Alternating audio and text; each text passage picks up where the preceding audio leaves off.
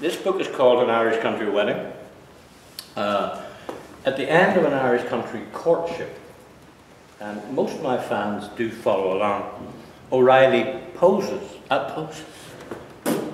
to the lovely Kitty O'Halloran, she of the grey eyes, black hair with silver tips, and she accepts him. And they keep writing to me and saying, who's getting married in an Irish country wedding, you know? Yeah. The Duke of Edinburgh and Her Majesty. So I thought what I'd do, because I'm not really breaching a confidence, spoiling it, I thought I might just take you to the wedding ceremony, just for a little while, okay? Won't take too long, I don't think. So you have to imagine you're in church in Ireland.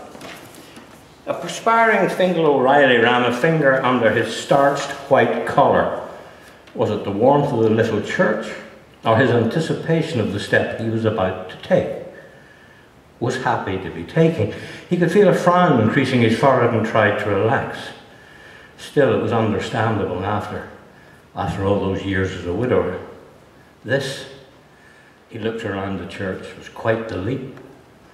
He smiled ahead from his place to the left of Barry, where Mr. Robinson, the black-robed Presbyterian minister, prayer book open in both hands, stood in front of the choir in their stalls.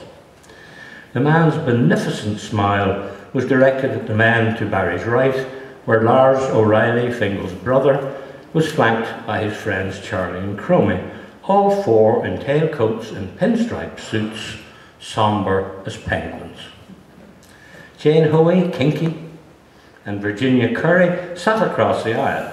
Robinson and Cleavers had done a remarkable job of softening Kinky's contours with a beautifully cut outfit. She, Jane and Virginia wore hats of the same colour as their straight below-knee dresses and collarless three-quarter length sleeve jackets in a pale turquoise embossed silk. Each woman carried a bouquet of cream roses in her kid-gloved hands. O'Reilly listened to the soft harmonium music. Cissy Sloan, she who never stops talking, was playing Prélude à l'après-midi d'une femme. Her hat, looking like something designed by Cecil Beaton for the Ascot scene in My Fair Lady, fluttered in time with her pumping of the bellows.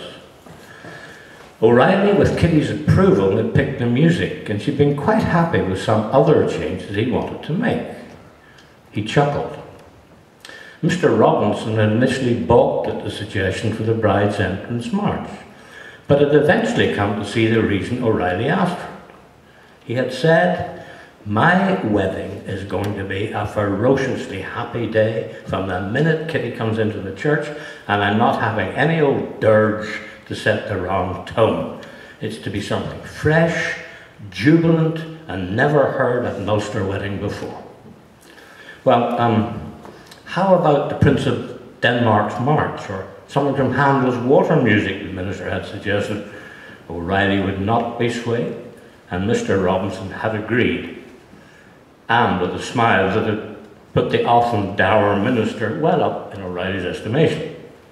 Cissy, when told, had laughed like a drain, said, "Boys a dear, yon's a queer powerful number, so it is, but I'll have it down pat on the day, sir, never you worry your head."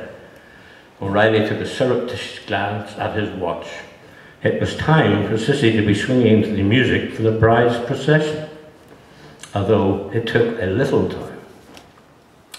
O'Reilly fidgeted and inclined his head to Barry, his best man, and whispered, "Have you got the ring?" Silly question, of course he had. Hadn't he showed it to O'Reilly just before they left number one?